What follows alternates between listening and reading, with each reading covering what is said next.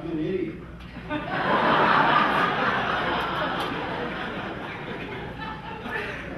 Or an artist, I don't know, maybe there's not much difference sometimes, I don't know. We get confused very easily, especially with all this high-tech stuff. And, but that's kind of not surprising because we all sort of, to become an artist, we have to get into our zones, so to speak, which I like, because it is a whole different state of mind. When you're doing your work, when you're doing your art, you're in a kind of a different special place. And then all of a sudden, now we have to start thinking about, well, how do we sell this stuff? How do we market this? I mean, this is a whole different mindset for a lot of us.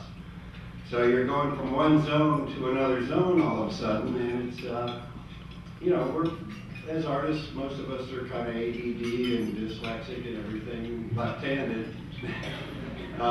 So we're focusing on one thing at a time. But starting a business can be, with our art, can be kind of intimidating to a lot of us. I know, I don't do a lot of speaking engagements. I talk to schools and things, but you know, I was in the airport when I came in. I'm looking at all the books on how to be a speaker and everything, and I'm looking at them, and you know, it's like I couldn't. There's no way. I can't get this. I just have to do things my way. So please bear with me because I don't know any other way. I read a lot of books, but I only get what I need out of them essentially, and then I do things my way. It's kind of like I think what we do. There's a lot of information out there. You're going to get some great information today. And the following day there's going to be different tools and things like that. And I think you should think of them as tools rather than rules. I mean, business is a zone of rules basically, and everybody wants to tell us how to make $1 million and the best way. And here's what you do, and it's very linear-minded. And before you know it, we're lost. So with that in mind, I just wanted to say, I mean, my earliest experience with art, because I've always loved art. I grew up with artists. My mom and dad are both painters and artists, and my sister's an artist. So we were a family of kind of spaced out people, walking into walls and running into each other. But we got, somehow we all made it to adulthood and are as close as it gets for some of us here. But my earliest experience with art and the idea of business was, I was thinking about this today. I don't know if any of you, there may be a few folks that remember those little matchbook things on the inside. It says, can you draw? Are you an artist? And can you draw? I think they had a pirate or a leprechaun or something. Draw Lucky the Leprechaun. I know that character got taken over by a big cereal company at one point. But I remember the pirate, and I was maybe an 8, 9-year-old kid at the time. I guess why I was playing with matches, I don't know.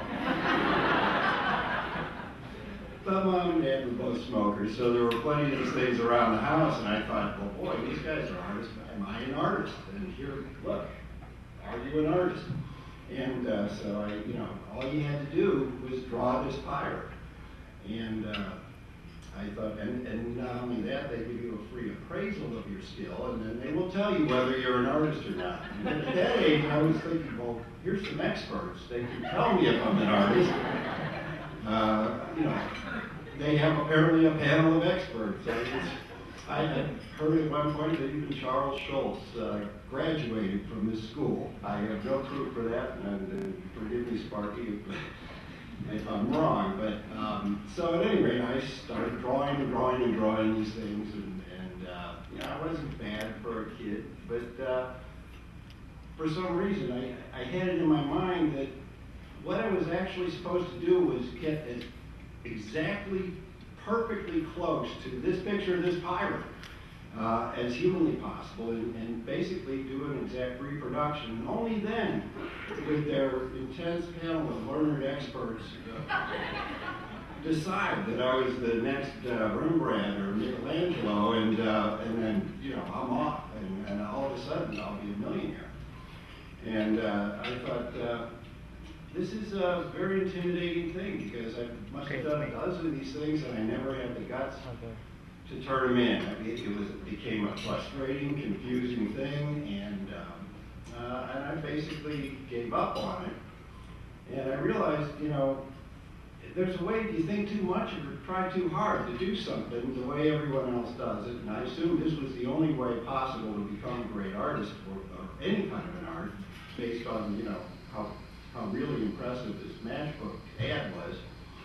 I thought, okay, this is my thing. I got scared, as kids do sometime, and never sent it in. As I got older, and I went to art school. I studied graphic design at Boston University and Miami University. I studied fine art and illustration. I learned to paint, and I learned it in my own way. You know, I always wished what would have happened if I'd have won that, you know, if only I'd sent in that damn pirate. But so I did it the hard way. I think that would have been the easy way. As I got older and I realized what art is and how it's a very personal thing, and as artists we create from not only literally and figuratively a very personal place, I realized, you know, we're in our rooms, we're in our dungeons, we're in our attics somewhere, you know, cranking out the things that we create. And when we're in touch with whatever zone we're in or whatever brings us our inspiration, it elicits our passion inside, and that makes us create. And I said, okay, we're really creators. Is what it comes down to. Artists, whether it's pottery or sculpture, painting, whether it's you know, anything, photography. Artists are creators, and with that we get a certain amount of artistic license. And I don't think that's a coincidence that that's what it's called. We get to make our own rules.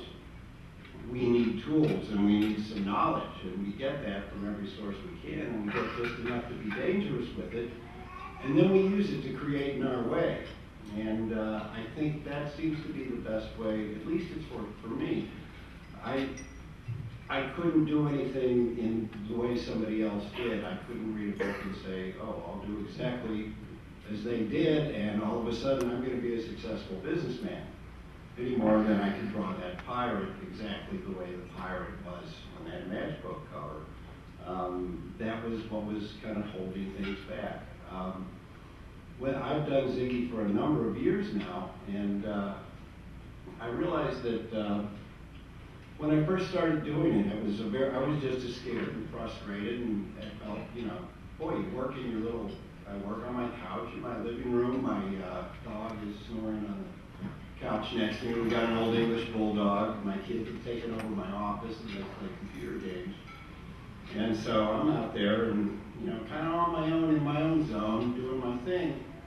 But after I'm done, and when I finish this piece of art, when I've got, you know, my deadline met, it goes off into the mail around the world, and 100 million people are judging me. If I did that, I would not be able to, I don't think I'd be like I was back with the matchbook thing. I'd be afraid to mail it in.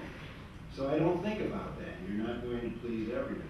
But I do realize that if you're true to a character or true to your own character, it's going to register with some people who are ready to accept or maybe empathize with what you're trying to portray with your art, and that's your market. And that's, as business people, that's what you want to get in touch with. And I have realized, too, that as long as you're true to your character or true to your art, and you don't try to be something else, or you don't try to do something the way somebody else does exactly, people are going to see it as genuine, and they're going to accept it, and they're going to form a bond with you, and they'll take it to heart. So I've gone a long way about saying, essentially, you don't need to try too hard to be perfect. You have an artistic license to be perfectly imperfect, and I've lived my life that way. I am an imperfect person, but I do a pretty good job of it, and I'm comfortable with that. All of you have your own special thing. If we all did everything like everyone else does, whether it's produce our product or our art, or we sell it or market it in exactly the same way somebody else does, we're not being true to our creative spirit. Our creativity as creators, whatever form of art we do, extends beyond the photography, or the clay, or the paint, or any of that. It extends in everything we do. There's a little bit of our character in everything we create as creators. And so that said, I would say the same could be said for how we start a business with our art. We each do something unique, and we do it in our own way. There is nothing that says, in fact, the rules don't apply to us because we're artists and artistic license. We can learn, we can get our information, we can get our tools and our knowledge, but we can make our rules because we have that ability. We can create our market, we can create our product and how we sell it by using what we've taken, what we've given, what we've learned, and bringing it out in our own way. So create a business in the way you create your art, from yourself, from who you really are. When you're true to your character, when you're true to what you, I don't know, what comes from inside of you, what comes from your zone, what you tap into, you realize that there are other people there who can become inspired by that, and that becomes a catalyst for them. If you're looking for a market for your art, it's the same thing. Advertising has been trying to do this in a very linear-minded way for a long, long time. You know, put the finger, see what does everyone like, get the trends down, you know, and follow them, and then pretty soon the entire pack is, you know, all of Madison Avenue is doing everything the same way. And then they wait for somebody else to come along, some anomaly to do it differently, and they see it works, and they jump all over it, and they do it. We as creators have the gift of being able to be those anomalies. We are a little bit scatterbrained, we're confused, we get confused by business, and that's part of the deal. But the upside, and what I think is the greatest upside, is the fact that we have this ability to be anomalies, to create businesses, to create anything we want, to create a life the same way we create our art. Because really when it comes down to it, everything's an extension of us. So I say these things because it is confusing, because we go out there, this is a whole, you know, we've been artists for a long time, since birth. We've always wanted to create. But we come out there and we realize, okay, now we've got to play by the rules. We don't know about this yet. We better buy these books. We better, you know, take these classes. That's important to do, but they should be looked at, I think, as tools for you to interpret with. Just like you have tools for what your trade is, what you produce, and you know how to use them, and you use them in a way that nobody else does. When you come from your true character from that way, basically you produce something that's very sincere and honest, and no matter how good your advertising is, if it's not true and it's not honest, you might attract some attention initially, but people catch on fast. We have a very cynical, savvy marketplace out there, and if they realize, and they will realize quickly, that this is not what it should be or what it really is, they'll turn away from you and you'll lose your market. So what I'm saying is always be true. Keep that passion and inspiration in the business you create, just as you do when you're looking for inspiration, drawing upon your passion to create your art. And it's okay not to be like everyone else. I think a lot of us who are artists, we realize we're not like everyone else. We're a little bit different. Businessmen and artists work together very well. I have a firm confidence in the people that I use for marketing and business. I make sure that I have an understanding. Jeanette Smith has been working with me for years for Character Manners, which is a company I've just started that develops characters for brands and businesses. And it's good to have that give and take, that pull. You want to be challenged. You want fresh things coming in. You want an argument now and then. But you have to also respect the people you work with, just as you respect the sources, which most of which here are terrific sources. You have access to them at this event. Respect them, learn from them, interpret them, but realize that they are your partner and they are there to help you, and you will be able to help yourself from what you gain from that. I don't know how long I've been talking. See, I've been in the zone here, and I don't know. But, you know, I'll just real quick just say, one story. When I first started doing Ziggy, I was out in the public. You know, I forget it's a business sometime, and I'm with this character. He's like an old friend. We grew up together. I've spent most of my creative life with him, and so he's like my successful little brother, and so I'm used to him. We understand each other. I can't. I love other forms of humor, but Ziggy has his own type of humor. It's a very soft, gentle humor. I love the Far Side. I love Far Side humor, but if Ziggy were all of a sudden doing that, it wouldn't fit.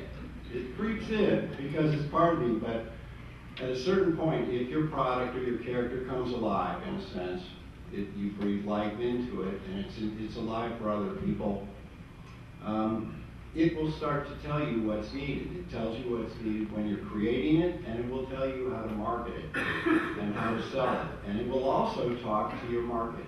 Whether you know who they are right now or not, they will be able to hear that voice too and be drawn to you if you're genuine and sincere with what you're putting out there. So I'm a big believer in truth in advertising, and definitely coming literally and figuratively, speaking from your character and directly and out to the character of your audience or your market. I keep getting away from the story because I did mention I'm ADD, right? Okay.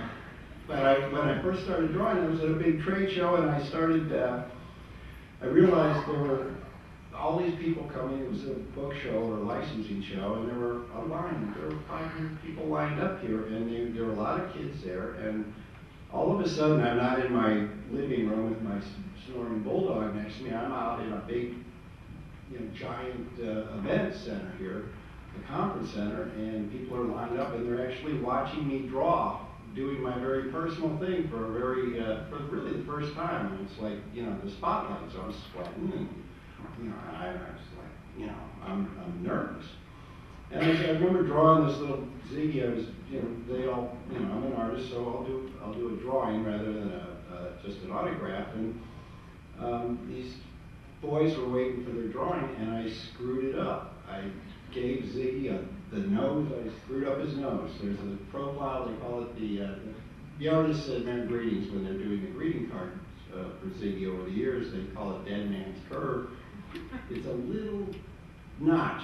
You think it's just a smooth thing, but you mess it up, you lose it. And here I'm the guy who's supposed to know how to do this, but I'm so nervous I screwed it up, and I'm thinking, no, and all these people are watching me screw up, and it's like I'm a fraud, I'm fake. Who's this guy? And I realized, I'm thinking, oh, I better do another one, but no, that'll make me look even worse. I'm going to embarrass myself further, like, they'll wonder if there's a bunch of crumbled up drawings underneath my table. And I looked up at the kids, and they didn't even care. They didn't notice. And I said, do you want me to do this over? And they said, why? And I thought about it, and I realized it's okay. You can be imperfect. It's all right to mess up. If something is coming from its source, if it's coming from its creator, if a creation is coming from that place, it's okay.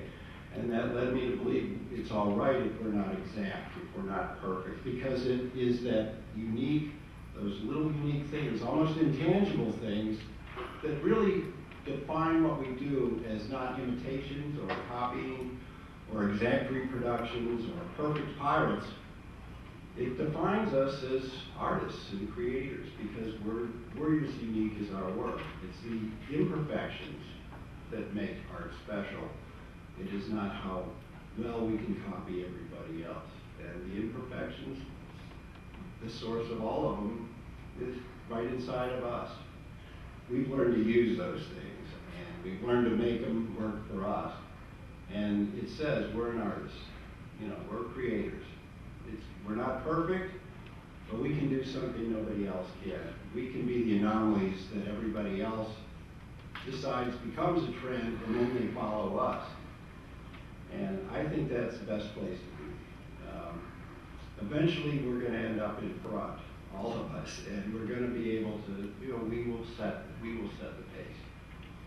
And it's getting, I think we see that now, because there's such a homogenization, you know, basically in the advertising world, and everything is basically follow the leader. We're waiting. The world, the advertising world, people out there are tired of sameness. It's so much alike that when something pops up that's a little different or done a different way, whether it's marketing, creating art, people jump on it because it's fresh and it's new and it's unique. And that's what makes us unique and fresh and new too. So we have a gift and we have an ability and we have an edge. So learn what you can at this conference. You'll get plenty of wonderful information. See them as tools, utilize them in your own way, and when you produce your art, and when you create your business with your art, do that from those things. I think I've probably gone on long enough here, unless there's any questions or anything. I guess I could take a couple, but other than that, thank you for having me here tonight, and I look forward to seeing you all at the conference, and afterwards we can talk if you like. So, thank you.